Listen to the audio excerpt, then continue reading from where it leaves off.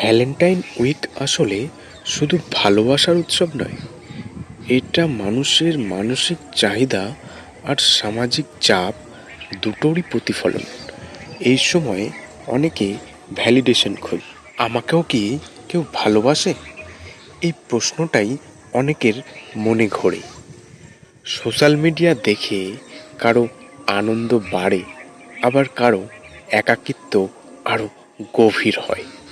Psychology বলে ভালোবাসা তখনই সুস্থ যখন সেটা তুলনা নয়, চাপ নয়, আর জোরও নয়। ভালোবাসা মানে নিজেকেও সম্মান করা আর অন্যের সীমাকেও বোঝা। সচেতন ভালোবাসাই সবচেয়ে সুন্দর ভালোবাসা।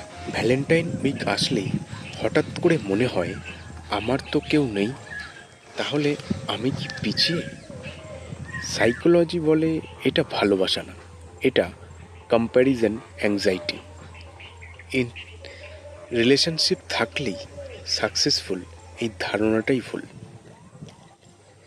ভ্যালেন্টাইন্স উইকে কাউকে ইমপ্রেস করার আগে আগে নিজেকে বোঝো। সিঙ্গেল হওয়া ফেলিয়ার না, আর রেসপেক্টফুল হওয়া আসলে আজকের আসল কুলনেস।